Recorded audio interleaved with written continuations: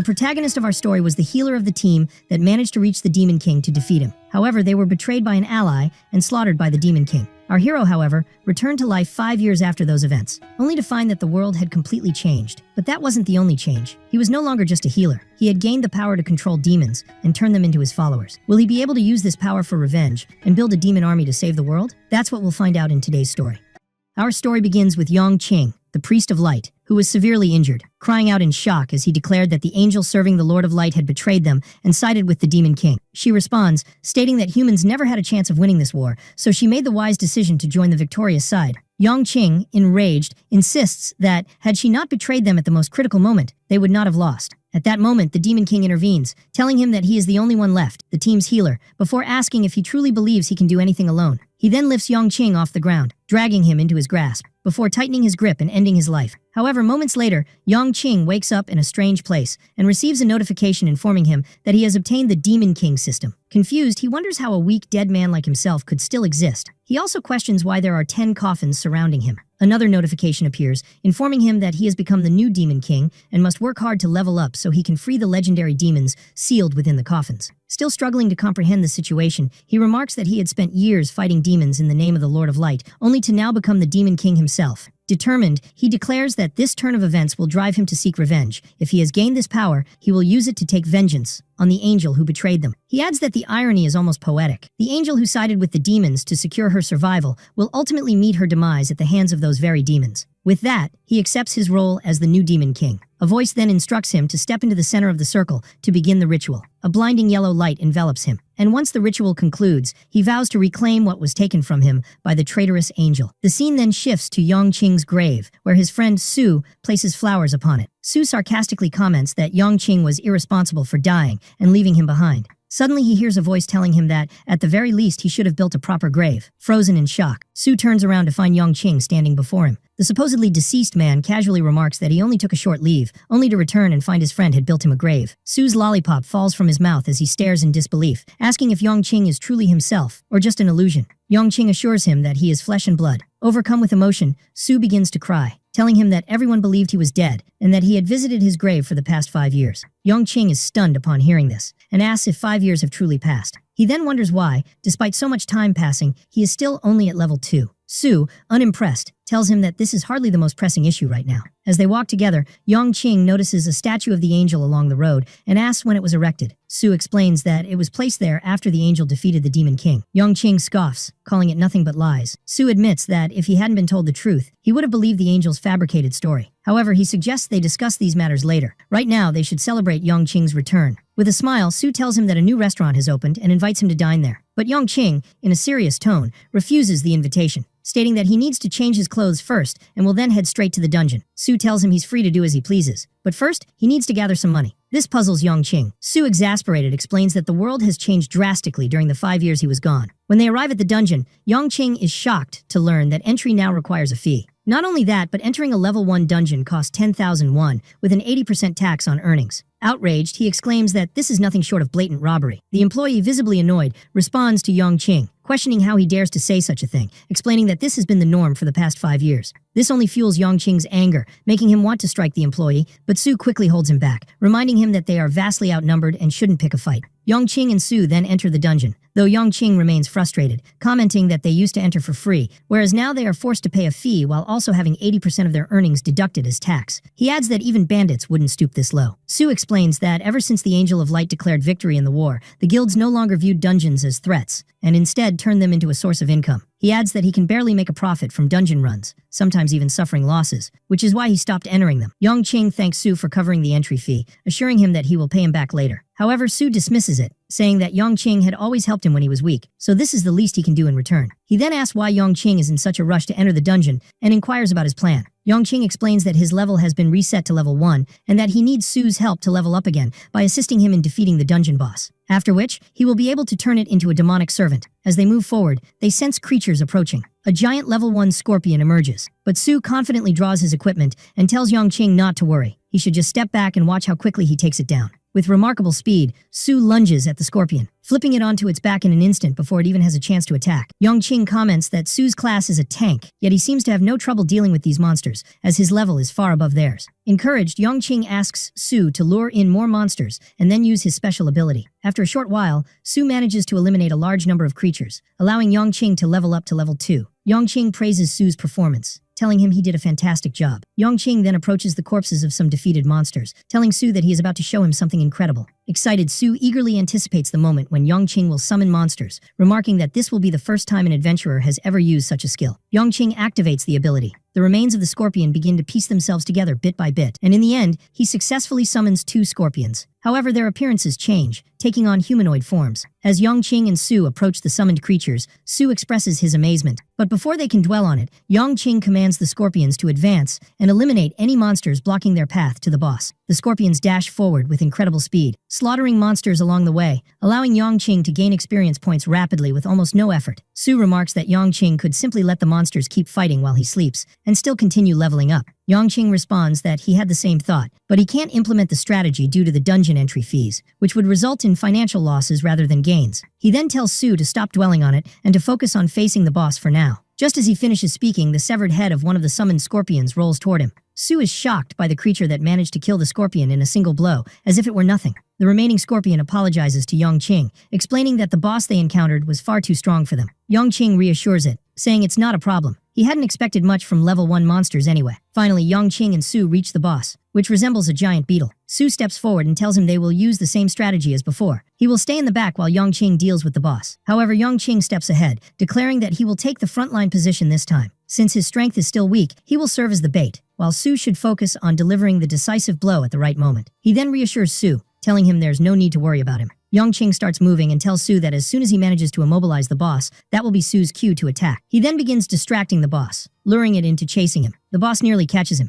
but Yongqing activates an ability in his eyes, freezing the boss in place, rendering it completely motionless. He then calls out to Su, telling him that this is his chance. Su dashes forward at full speed and strikes the boss from behind. However, the boss manages to break free from Yongqing's ability, digs into the ground, and escapes. The two then stare at the massive hole left by the boss, and Yongqing comments that Su's attack felt strange, as if he had tried to cut a mountain with a mere knife. Feeling annoyed, Su asks what he means by that. Yongqing clarifies that they were just lucky the plan worked. Su replies that it was the only place he could hit, as the boss's entire body was otherwise impenetrable. He then suggests using the same strategy when the boss reappears and insists on continuing as the bait, since he can attract the boss's attention and immobilize it with his soul tremor ability. He explains that the monster fears this skill, which makes it more likely to attack from behind, meaning Su must stay close and strike as soon as the boss moves toward him. He reassures him that he will dodge the attack at the right moment. Su chuckles, remarking that this is what he would expect from a veteran warrior. Yongqing responds that it's just a trick he picked up from professional teams he had worked with in the past. As predicted, the boss suddenly emerges from underground,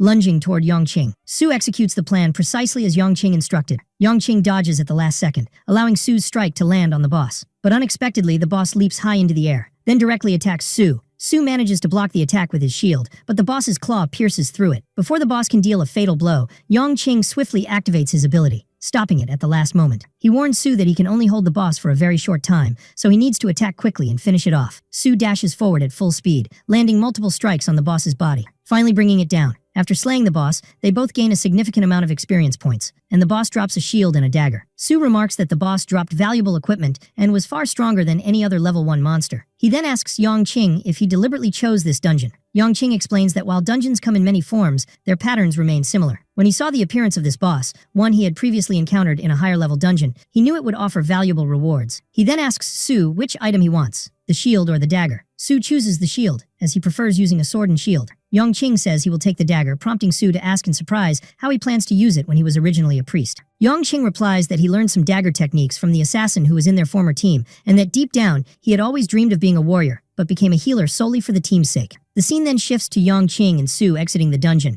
where they find themselves in a heated argument with a staff member. The employee is attempting to buy their items at an absurdly low price, while also deducting 80% of their earnings as tax, effectively causing them to lose money. Mocking them, the staff member tells Yongqing to shut up and be grateful that they are even allowed to enter at such cheap rates. He adds that if they keep complaining, they might start taxing the experience points they gain from killing monsters. Yongqing grows furious, but Su tries to calm him down, warning him not to do anything reckless, since they cannot afford to antagonize this guild in any way. However, Yongqing glares at the employee with a piercing gaze. Then he notices something unusual. there's a demon lurking in the man's shadow. The employee, sensing Yongqing's strange expression, sarcastically asks if he wants to take a picture with him. Yongqing then glances at the guards, realizing that they are just like him. Calling out to Su, Yongqing tells him they should leave. But before they can, the staff member stops them and mockingly claims that their harsh words have hurt his feelings. As compensation for the emotional damage they caused, he demands that they hand over the shield they obtained from the dungeon. Su tries to reason with the staff member, explaining that the shield is the only thing he obtained, but Yongqing tells him to leave it and let it go. He then glares with a mix of rage and menace,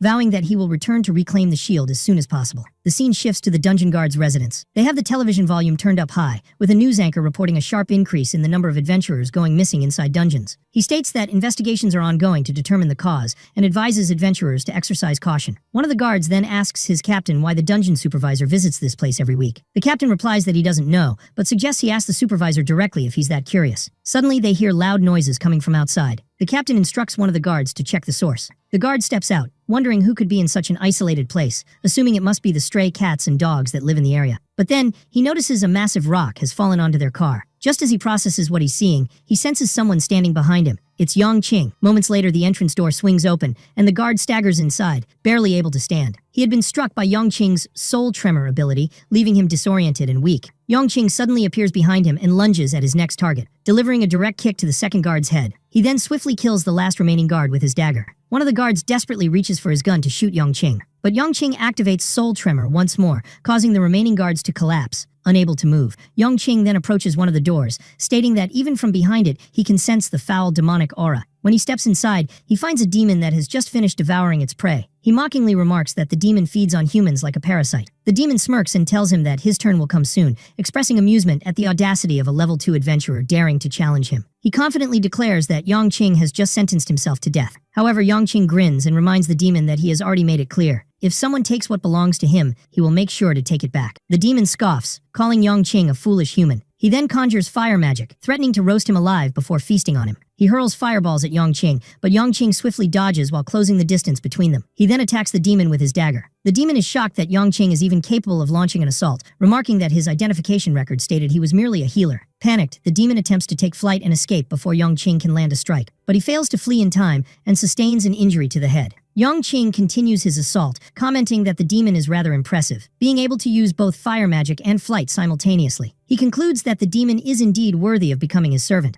But suddenly the demon's mouth opens unnaturally wide, and a bizarre hand emerges from within. A massive explosion erupts as a result. The demon then sheds his human form, revealing his true appearance. While the lifeless body he had been inhabiting collapses, he sneers, saying he initially thought Yongqing had gained some extraordinary power, but it turns out he is just a level 2 adventurer. However, as he moves, the demon realizes his body has been burned. Frustrated, he mutters that he now needs to find a new host. Seizing the opportunity while the demon is distracted, Yongqing attempts to use soul tremor on him. But before the ability lands, the demon senses it and swiftly dodges at the last second. He then continues moving at an even greater speed, commenting that although he doesn't know what kind of spell this is, he will simply keep avoiding it, as its casting time is far too long. Increasing his speed even further, the demon mocks Yongqing, sarcastically asking if he should slow down a bit so he can at least keep up with his movements. Then, in an instant, he launches an attack at Yongqing. Yongqing manages to evade the attack at the last moment and quickly retreats. He then notices that the fire magic has burned through the floor of the second level, commenting that this is exactly what one would expect from an elite level 2 demon. He assumes that the guards on the first floor have likely perished in the flames, realizing that he needs to change the battlefield to a more open space, since the confined area, combined with the demon's fire magic, puts him at a severe disadvantage. He quickly rushes to the rooftop and leaps out of the building. The demon pursues him, taunting that if he thinks escaping into the forest will help him hide, he is gravely mistaken, as his flames are no ordinary fire. He adds that no matter where Yongqing hides,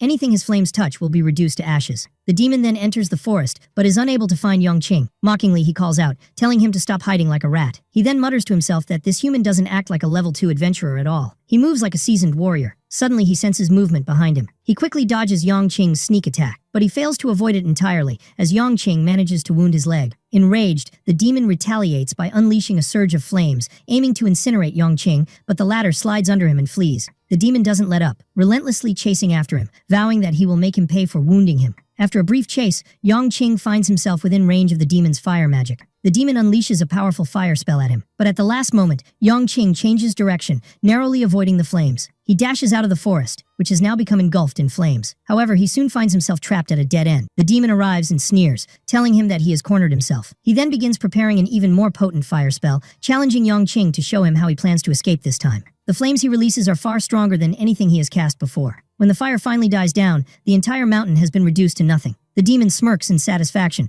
boasting that not even a trace of dust remains of Yongqing. He then grumbles to himself, complaining that the last human body he possessed suffered from diabetes and constantly needed insulin injections, which led to frequent drops in blood sugar. He decides that from now on, he will avoid possessing overweight individuals. But before he can finish his complaint, he suddenly feels something pulling him from beneath the ground. Out of nowhere, the dungeon boss that Yongqing had previously defeated emerges. The demon is stunned, wondering how Yongqing is still alive. He cannot believe that Yongqing had planned all of this in advance, even before he used his ultimate fire spell, and that he had fallen into a trap, tricked into thinking he had won, only to lower his guard just in time for Yongqing to summon his servant at the perfect moment. Enraged, the demon prepares his fire magic again, declaring that such a trick won't be enough to defeat him. But before he can unleash his spell, he suddenly feels a chain tightening around his neck. Yongqing appears, emanating a terrifying aura, and commands him not to move. He then orders his servant to release the demon and instructs the demon to hand over all his possessions. The demon complies instantly, producing weapons and a massive pile of gold, explaining that this is all he has. His remaining belongings are stored in the guild's treasury. Yongqing is astonished by the sheer amount of gold, which exceeds 10 million won, wealth amassed purely through scamming adventurers in low-level dungeons. At that moment, Yongqing receives a notification warning him that the demon is about to break free from the magical restraints. The demon suddenly stands before him, unleashing fire magic from an extremely close range to ensure Yongqing's death this time. But Yongqing swiftly ducks, dodging the attack with incredible speed. The demon is left in shock, unable to comprehend how he missed even at point-blank range. Yongqing then moves with lightning speed, slicing off the demon's head in a single strike. After slaying the demon, Yongqing advances to level 3 and gains a new ability. He will now receive the same amount of experience points as his servants, and will also be able to use most of their skills. Yongqing uses summoning magic to call forth the demon. The demon reappears, now also at level 3, prompting Yongqing to confirm that he no longer needs to fight himself. Instead, he will assign the demon to handle battles for him. The demon then asks for his orders. Yongqing explains that low-level dungeons are currently under his guild's monopoly, and their priority now is to find a dungeon beyond their control. Since the demon possesses knowledge of other demons' locations, he wants him to lead the way to them. The scene then shifts to Su, who opens the door of his apartment to find a delivery package at his doorstep. He is puzzled since he hadn't ordered anything. Nonetheless, he takes it inside to inspect its contents. He hesitates as the box is large and incredibly heavy, fearing it might be a trick and that someone simply sent him a box full of bricks. But upon opening it, he finds his shield inside, along with several gold coins. Inside the package, there is also a note stating that his shield has been returned, along with some gold. The note humorously warns him not to spend all of it on charity and to keep some for himself. It also includes an invitation to contact them if he ever wishes to enter a dungeon. Su is overwhelmed with joy, unable to believe that Yongqing actually managed to recover his shield from the fraudster guild. As he picks up one of the gold coins, he admits that this is the first time in his life he has ever held something like this. Meanwhile, it is revealed that the delivery man was none other than the demon Yongqing had defeated, now given the name Bandai. Bandai then informs Yongqing that the package has been delivered. The scene shifts back to Yongqing, who asks Bandai if the address he provided was correct, mentioning that the last thing he knew about this location was that it was one of the temples of the Lord of Light. He then inquires why Bandai specifically suggested this site. Bandai explains that the Angel of Light's power is rooted in a vast network of large and small temples. Destroying one of these temples would cause a slight decline in his overall strength. When they reach the temple gates, Yongqing instructs his beetle to remain hidden upon entry, stating that he will summon it if necessary. The scene then shifts to the aftermath of a battle between Yongqing and Bandai, where the entire area has been reduced to charred ash. A level 3 adventurer named Zhu Tong, a member of the Scorpion Guild, arrives. He asks one of the guards if they have located his brother. The guard replies that they have found no one, as the entire site has been burned to the ground. He further explains that the fire magic used was of an extremely high level, something beyond anything he has ever witnessed. He asserts that it would have been impossible for any of their own personnel to wield such magic. Zhu Tong responds by stating that he will interrogate every adventurer who registered for dungeon entry the previous day. He emphasizes that the most important matter now is figuring out what happened to the 10 million won worth of gold. He dismisses the deaths as insignificant, stating that money takes priority. If the angel discovers that such a large sum has been lost so easily, he may withdraw his support. The scene then returns to Yongqing, who has just defeated a level 3 knight. He turns to the remaining guards, offering them a chance to surrender and lay down their weapons, reminding them that they were once part of the Lord of Light's forces. However, they refuse his offer and charge at him. In response, he swiftly decapitates one of the guards with ease. Another guard attempts to attack him, but Yongqing uses Soul Tremor, freezing him in place. He then shoves him off the bridge. The remaining guards launch a coordinated assault, trying to force him off the bridge. Yongqing attempts to use Soul Tremor on them again, but they manage to nullify its effects using their shields. In retaliation, he leaps high into the air, placing his hands on the heads of 2 guards. As he lands, he severs both of their heads in one swift motion. The guard captain questions his men, demanding to know why they are struggling to defeat just one person. Realizing that if they continue to fail, the captain himself will step in, the guards desperately try to take down Yongqing as quickly as possible. However, the captain does not give them another chance. He swings his massive axe, unleashing a devastating strike that eliminates everything in its path. As the dust settles, a voice emerges from the smoke, sarcastically remarking that, in his attempt to kill Yongqing, the captain ended up slaughtering all of his own men. He adds that the captain is even more ruthless than Bondi, the demon. It is revealed that Yongqing had managed to take cover behind his beetle's shield. The captain scoffs, mocking Yongqing as a weak adventurer accompanied by a pathetic demon, vowing to make him regret daring to trespass in such a sacred place. He then launches a direct attack at Yongqing. The scene then shifts to a severed head rolling onto the ground in front of its former owner, who trembles in terror. The frightened man begs the killer for mercy, swearing that he will do anything to keep his life. The assassin coldly replies that he is searching for someone who was a member of his guild 3 years ago. Since leaving, there has been no information about him, but he recently discovered that the frightened man in front of him has been in frequent contact with him. It is revealed that the person being hunted is Sue. As for the assassin, he is a level 4 killer named Nita Ho, who interrogates the man about Sue's whereabouts. He then glances at the corpse nearby, commenting that he managed to eliminate the guild's main tank in mere seconds, warning that even a moment of carelessness could mean death. Overwhelmed by fear, the man hurriedly provides Sue's address, then hesitantly asks if he is free to leave. Nita Ho gives him a chilling stare before smirking and telling him that he is not cruel, ordering him to disappear immediately. The man frantically runs away, but then Nita Ho grins wickedly and whispers that he was only joking. Suddenly he activates Phantom Blade. The fleeing man is sliced in half in an instant. The scene shifts back to Sue's home, where a knock is heard at the door once again. Excited, Sue opens it, thinking that another package has arrived for him. But instead, he is shocked to find Nita Ho standing at his doorstep, who coldly asks if he is Sue. The scene returns to Yongqing, who has just reached level 4 after defeating the Knight Captain. He then arrives at the temple leader, who looks down at him with disdain, questioning how an insect like him managed to reach this place. He wonders aloud if the guard captain was asleep to allow such a thing. Yongqing smirks and mockingly asks if he means the Knight Captain. He then reaches into a dimensional void. Pulling out the Knight Captain's severed head, he tosses it in front of the temple leader. "Well, he is definitely asleep," Yongqing remarks, "but it's a sleep he'll never wake from." The temple leader is stunned, realizing that Yongqing defeated the guard captain without sustaining a single injury. Acknowledging this, he admits that Yongqing does not resemble the typical insects he's seen before. Standing up from his throne, the temple leader approaches Yongqing, stating that he has no idea who he is dealing with. Before he can get any closer, Yongqing activates Soul Tremor to stop him. However, the temple leader resists it completely, unfazed by its effects. In an instant, he moves at an incredible speed toward Yongqing. Yongqing barely manages to dodge, retreating backward just in time. But the temple leader does not relent, launching another powerful strike. Yongqing blocks it with his dagger. However, the force of the impact sends him flying through the air, making him realize that the leader's speed and strength surpass every opponent he has faced in this temple. Seeing no other choice, Yongqing uses Bondi's fire magic. But the temple leader conjures a radiant shield of light to block the attack. The collision results in a massive explosion, devastating the surroundings. However, the shield fails to absorb the attack entirely, causing the temple leader to sustain an injury. He grits his teeth in frustration, declaring that his shield possesses the highest level of protection against any attack at his rank. Yet, he is baffled that such weak flames manage to harm him. Seizing the momentary distraction, Yongqing stealthily moves behind him and presses his dagger against the leader's throat. The temple leader sneers, mockingly stating that Yongqing used the smoke as cover to get close. He then scoffs, accusing him of employing dishonorable tactics, unworthy of a true warrior. Yongqing responds to the temple leader, stating that everything is fair in war. He then questions how the leader can speak of justice when he serves the very angel who betrayed all of humanity. Without hesitation, he plunges his dagger into the leader's neck, nearly bringing him to the ground. However, the leader makes one last desperate attempt to strike Yongqing. Yongqing dodges but is shocked, wondering how the leader is still alive despite suffering a fatal wound. At that moment, he notices that the leader's wound is rapidly healing. He is stunned, admitting that the leader's regenerative ability far surpasses anything he had possessed back when he was a healer. Seizing the moment, the leader lunges at Yongqing and delivers a powerful shoulder strike, sending him flying through the air. He then unleashes his ultimate attack, aiming to turn Yongqing into ashes. After launching the attack, the leader returns to his throne, grumbling about the incompetence of the Scorpion Guild members who failed to properly secure the temple's entrance, allowing an insect like Yongqing to infiltrate.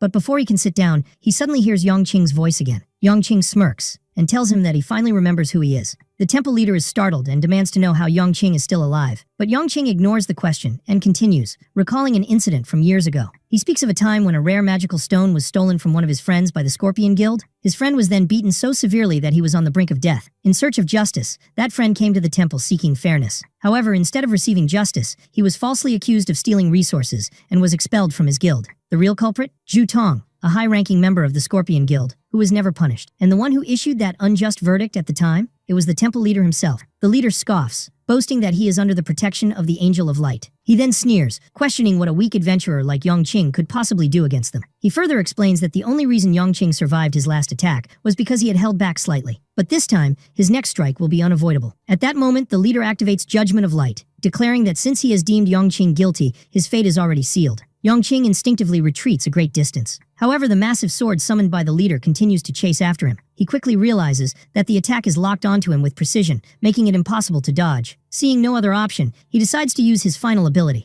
It is Flame Shield, a technique he acquired from Bandai. The temple leader finally understands how Yongqing survived his previous attack, but he confidently asserts that luck won't save him this time. He is certain that Yongqing will not escape. As the attack draws closer, Yongqing channels all his energy into his flame shield. The leader watches, remarking that compared to rookie adventurers, Yongqing is quite formidable to have lasted this long against him. However, he declares that his end has now arrived. But then, cracks begin to form in the giant sword. An enormous explosion erupts from the point of impact. The leader feels that he used more power than usual this time, but as the smoke clears, he is left in utter disbelief. Yongqing is still standing. Shocked, he questions how Yongqing could have survived, even after he poured all of his energy into that attack. Yongqing smirks and explains that he transformed Bandai's flame ability into a shield, granting himself the same protective effect, as long as his opponent isn't significantly higher in level. Without hesitation, he begins preparing his magic, declaring that it is now his turn to attack. He gathers all of his remaining magical energy into one final massive fire spell. With a fierce determination, he unleashes a colossal fireball toward the temple leader. Fear flashes across the leader's face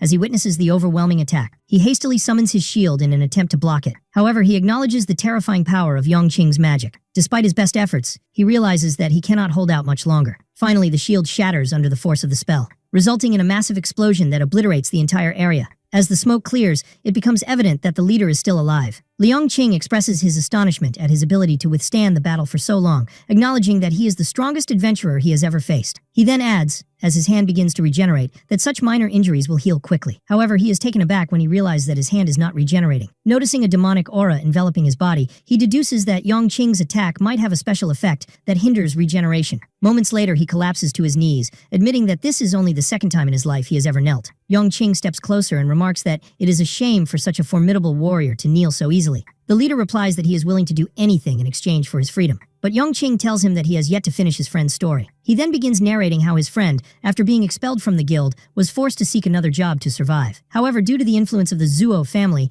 no company dared to hire him. One of his acquaintances comments that he can no longer even find work, to which a colleague responds that he brought this upon himself and should have remained silent, instead of taking the matter to court to claim his rights. Everyone knows how ruthless the Zuo family is. Anyone who stands against them condemns themselves to a life of misery. He adds that if he were in his place, he would have simply taken his own life. Later, some of his acquaintances gathered money to help him through his crisis and went to his home. But despite knocking repeatedly, no one answered. They called the landlord to open the door. Upon entering, they realized they were too late. He had already taken his own life. Back to Yongqing, who picks up the leader's sword and asks him how he thinks he can let him go after causing his friend's death. The leader replies that he will follow him for life and reveal everything he knows. Yongqing smiles in agreement, but a cunning glint appears in the leader's eyes. Deep inside, he sees this as his chance. Yongqing has let his guard down, and he intends to seize the opportunity to eliminate him with what remains of his mana energy. However, he is unable to make a move, as Yongqing swiftly decapitates him. He then responds coldly, "If you wish to be my subordinate, you must die first." After finishing him off, Yongqing advances to the 5th level, expressing his surprise at Bondi's delay. He had sent him to hunt some monsters in the dungeon, expecting him to gather enough experience points to reach the 5th level, even before facing the leader. He then asks Bondi why he was late. Bondi replies that he ran into a difficult situation and was unable to go to the dungeon. At that moment, Bondi is shown battling the assassin Nita Ho, while defending Su, who has been severely beaten. Nita Ho appears visibly annoyed by Bondi's interference and asks him why he is standing in his way. Bondi responds that he wouldn't care if every inhabitant of this city were killed, but the person he is protecting now is important to his master, and for that reason, he will not allow him to be touched. Su looks shocked upon hearing Bondi's words and remarks that it seems Yongqing has managed to gain another subordinate. He then warns him to be cautious, as Nita Ho is an extremely powerful fighter. Going back an hour before Bondi's arrival, as soon as Su opened the door, Nita Ho grabbed him and hurled him straight through the window. He crashed outside the building before he could even react. Despite being a tank-class fighter, he lost consciousness with ease. When he regained consciousness, he found himself in the current situation. The fight between Bondi and Nita Ho begins, with the latter suddenly vanishing before Bondi's eyes. In an instant, Bondi feels a powerful strike to his stomach, realizing that Nita Ho is even faster than Yongqing. He is then violently thrown against the wall. Nita Ho follows up by using a special skill that launches a concealed blade from the wall.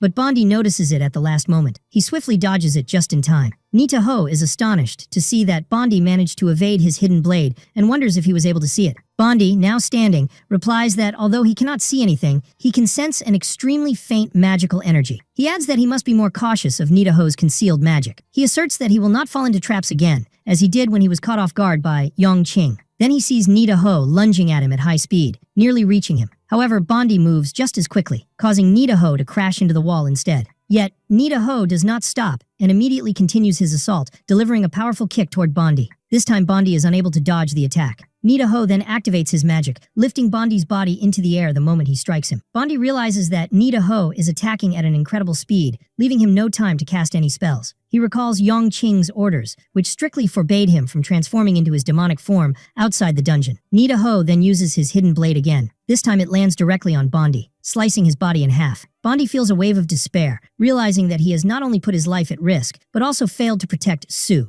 As Nita Ho approaches Bondi, who lies on the ground, he remarks that he doesn't understand how he managed to dodge his attacks. However, he explains that his blade doesn't remain in a fixed position, which is how he was able to strike him in the end. Just then, Bondi receives an unexpected notification. Yongqing has shared a skill with him that allows them to swap places. As Nita Ho prepares to deliver the final blow, his eyes filled with malice. A powerful aura emanates from Yongqing, signaling that the skill has been activated. Bondi closes his eyes and apologizes to Yongqing for failing to meet his expectations. Then he suddenly vanishes, leaving Nita Ho stunned. Before he can process what happened, Yongqing appears, carrying Bondi's body and placing him beside Su. Nita Ho cannot believe what just transpired and mutters that such a thing should be impossible. He wasn't even able to see Yongqing's movement. Yongqing then turns towards Su and yells at him, questioning how a tank-class fighter could get beaten so easily. Struggling to respond, Su explains that he only managed to survive because his subordinate was there to protect him. Nita Ho then states that Yongqing is the second target on his list and expresses his satisfaction that he has come of his own accord. But Yongqing interrupts him, ordering him to remain silent, as it is not yet his turn to speak. Nita Ho is taken aback by Yongqing's bold manner of addressing him. Meanwhile, Yongqing orders Bondi to take Su and leave the area, assuring them that he will heal them both once the fight is over. As soon as they retreat, Nita Ho furiously launches an attack at Yongqing. However, Yongqing counters with a powerful palm strike. The impact sends Nita Ho flying through the air, spinning multiple times before crashing to the ground. Yongqing then coldly reminds him that it is still not his turn to speak. Nita Ho suffers a serious injury and cannot believe what is happening to him. He wonders about Yongqing's true identity and whether he falsified his level records upon registration. He claims to know all the powerful names in the region, yet he has never heard of Yongqing before. Realizing that he has no choice but to take the fight seriously, he decides to unleash his full power. But just as he prepares himself, he is left in shock as Yongqing appears before him in an instant. He is utterly stunned by Yongqing's incredible speed. However, Nita Ho suddenly smirks wickedly, declaring that Yongqing has fallen into his trap. At that moment, he releases multiple hidden blades, just as Yongqing closes the distance between them. He then stops and bursts into laughter, claiming that he has effortlessly ensnared his opponent. He confidently states that battles between adventurers are not just about strength and speed. He further asserts that a novice like Yongqing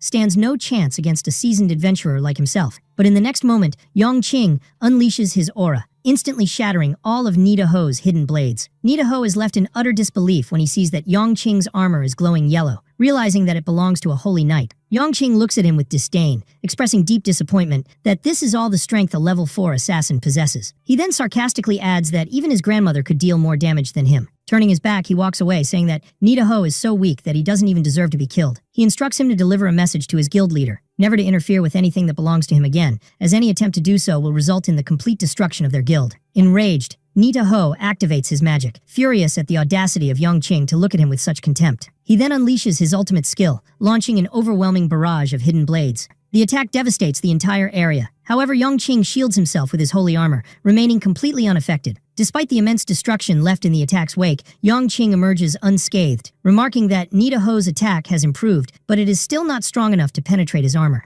Nonetheless, Nita-Ho persists in his assault, asserting that even if his previous attack failed, he has another move that might prove effective. Yet, Yang-Qing once again relies on his armor, dismissing his efforts as nothing more than desperate attempts. However, Nita-Ho suddenly manages to pierce through the armor using a special dagger. He then reveals that it is a Demon Slayer dagger, an item for which he spent his entire fortune, as it is supposed to be highly effective against armor users. Yang-Qing glares at him, asking if his words are true. Despite piercing the outer layer of his armor, the dagger was unable to reach his body. Nita-Ho is stunned when he sees his dagger shattering, exclaiming that such a thing should be impossible. But Yang-Qing gives him no time to react, delivering a devastating knee strike to his head. The sheer force of the blow sends him flying through the air. As Nita-Ho struggles to comprehend what just happened, he is bewildered by the revelation that Yang-Qing possessed an additional layer of protection. He desperately searches for an explanation as to how this secondary layer managed to break his dagger. Before he can react, he is once again caught off guard when he finds Yang-Qing soaring toward him midair. Panicked, he shouts that Yang-Qing cannot kill him, warning that the Scorpion Guild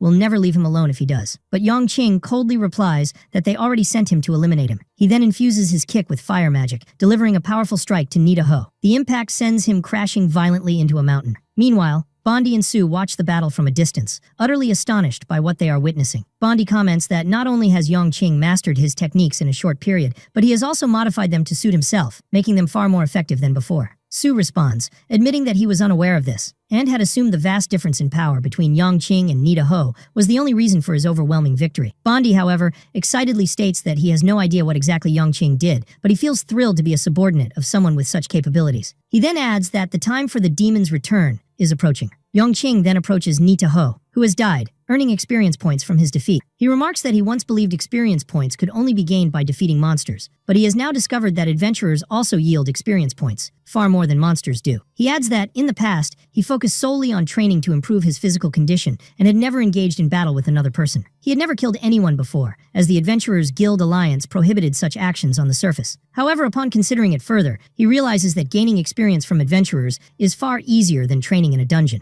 The scene then transitions to a level 3 dungeon, where a man has just killed someone. It is revealed that this individual is a level 6 adventurer named Zuo Yin, one of the elite members of the Scorpion Guild. He comments that he finished the job quickly but dislikes how fast it ended. Just then, another voice speaks to him, noting that it seems as if he is exerting all his effort just to level up. Zuo Yin responds by questioning the newcomer's presence, saying that he thought he wasn't interested in increasing his level. It is revealed that the speaker is Zuo Tong, who replies that he is indeed not interested in leveling up. He is merely curious as to why Zuo Yin covers his victims' faces before killing them. He then asks if he is afraid of seeing their faces in his nightmares. Zuo Yin laughed, telling him to stop saying such ridiculous things. He explained that he covered their faces so he could focus better on the expressions in their eyes. Then, he added that he enjoyed watching the light fade from them gradually, considering it the most thrilling part. After that, he asked why he had come to him at this time, noting that it certainly wasn't to visit his brother. His visitor replied that he came to inform him of a new source for gaining experience, knowing how much he loved killing adventurers. He explained that the target he was referring to was at level 5, meaning his experience points would be far greater than those of the level 3 adventurers. Then, he showed him a picture of the target and asked if he was interested in taking the job. The scene then transitions to Yang-Qing's home, where he was sitting with Sue, who was engrossed in training with a 50-pound dumbbell. Yang-Qing told him that he was still undergoing treatment for his injuries, and that there was no need to train so intensely. Sue replied that the training was helping him recover his strength more effectively. He then added that he had already spent more than a day at home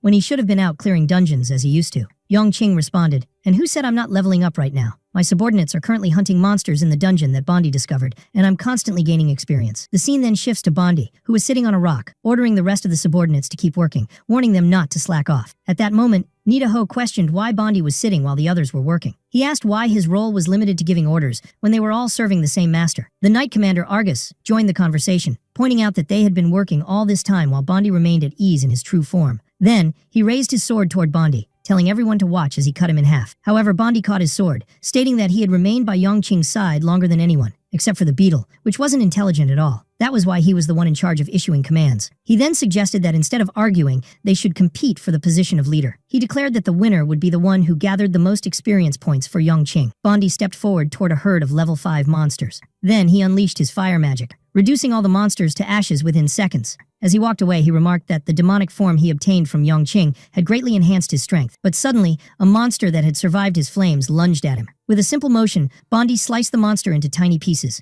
At that moment, Nita-Ho mocked him, saying he had been so focused on stealing kills that he didn't notice the attack coming from behind. He continued speaking while another monster attacked him, pointing out that Bondi was using a wide-range skill to monopolize all the monsters for himself. Then, he asserted that he wasn't the only one who possessed long-range capabilities. At that moment, Nita-Ho used his hidden blade to cut down the monster attacking him. He then followed up with the same ultimate skill he had previously used against Yongqing, slaughtering a vast number of monsters. He then turned to Bondi, stating that his wide-range skill was just as effective as his own. Suddenly, Argus leaped above them, looking directly at Nita-Ho. He then thanked him for gathering all the monsters together. However, Nita-Ho became uneasy, objecting to having his kills stolen in such a way. But Argus activated the Sacred Blade skill, wiping out all the remaining monsters in one swift strike. The scene returns to Yongqing, who continues to gain experience points continuously. Yongqing noticed that his experience points were rising significantly all at once, realizing that his subordinates must have started competing inside the dungeon. Just then, Su called out to him from beside the dungeon's entrance. He also noticed a level 5 dwarf with them named Dov.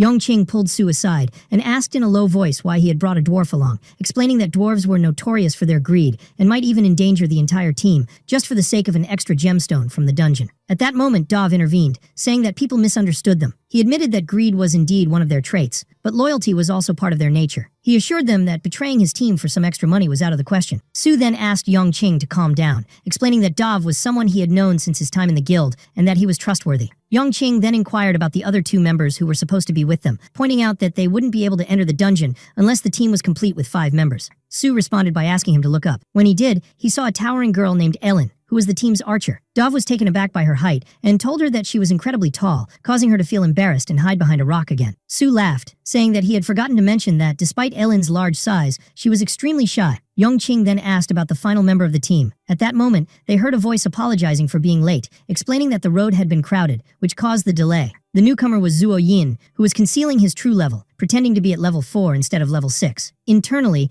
Zuo Yin felt that this was the first time he was under such scrutiny. He had never falsified his level before, but he was certain that these novices saw him as the team's weak link. Su explained that Zuo Yin had been recommended by the leader of his former guild, mentioning that he had a painful past and had begged him to take him along. He then asked Yongqing not to be deceived by his low level, as Zuo Yin was an excellent support inside the dungeon. Even so, Yongqing felt that Zuo Yin truly appeared like a level 4 adventurer, but he couldn't shake off the feeling that something was off about him. At that moment, Su announced that the team was complete and invited everyone to enter the dungeon. The scene then flashes back 2 hours earlier when Yongqing told Su that they needed to form a 5-member team to enter the new dungeon and asked if finding suitable members would be difficult. Su replied that it wouldn't be difficult at all and asked him to leave the matter to him, assuring him that he would handle it. Yongqing emphasized that any delay could result in another guild claiming the dungeon, noting that the boss inside was someone he intended to recruit. Immediately, Su got up, stating that he would begin assembling the team right away, asking Yongqing to send the details to his phone. Returning to the present, Zuo Yin pretended to be nervous, saying that the dungeon felt strange. Su replied that all dungeons were strange and that after entering a few times, he would get used to it. Just then,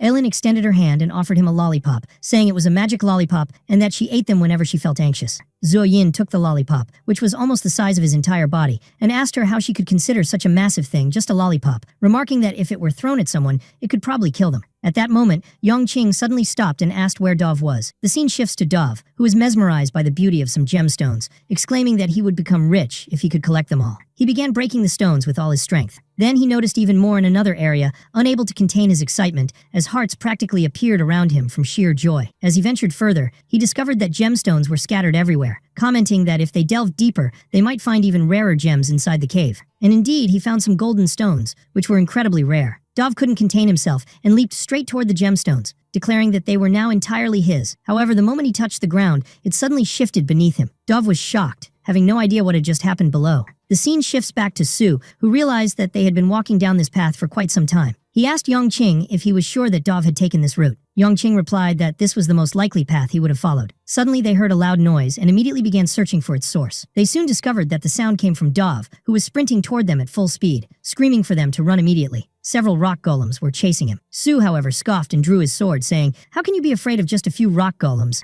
But the situation was not as simple as it seemed. Almost instantly, the dungeon boss appeared behind them, a rare and formidable entity known as the Weeping Crown. At that moment, Su's confident expression quickly turned into one of sheer terror. Meanwhile, Zuo Yin observed the situation, thinking to himself that he had initially planned to get rid of these people, but he hadn't expected Dov to bring such a catastrophe upon them. Without hesitation, Zuo Yin turned and began running, muttering that entering the dungeon without earning any experience points wasn't the best choice, but preserving his own life took priority. Su quickly followed suit, with the dungeon boss in pursuit. Suddenly, the boss spewed a green liquid from its mouth. The toxic substance splattered onto the ground right in front of Yongqing and Su, causing the latter to question why Yongqing had stopped moving at such a critical moment. Yongqing responded, explaining that the boss's attack covered a vast area, making it impossible for them to evade it. He then activated a light barrier, instructing everyone to stand close to him. However, as enormous amounts of corrosive liquid rained down onto the barrier, it quickly shattered completely. Su immediately darted away before the deadly liquid could touch him. Yongqing noted that his level 5 armor had failed to withstand a level 7 corrosion attack. He added that while his flame shield could protect him,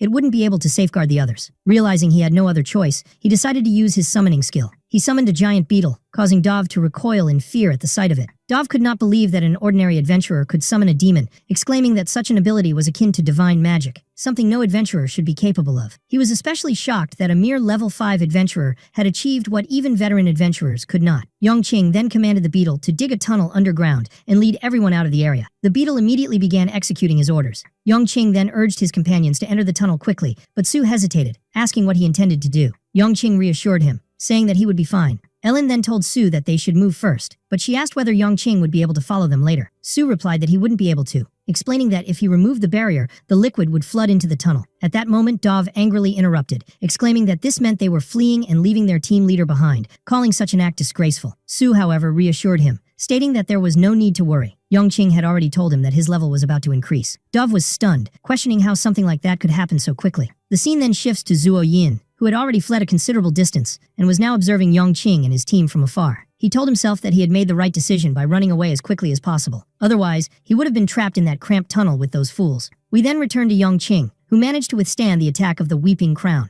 Zuo Yin was utterly shocked to witness this, wondering how Yongqing had managed to survive an attack from a level 7 dungeon boss, especially one as rare as this. The reason, however, was that Yongqing had finally reached level 6.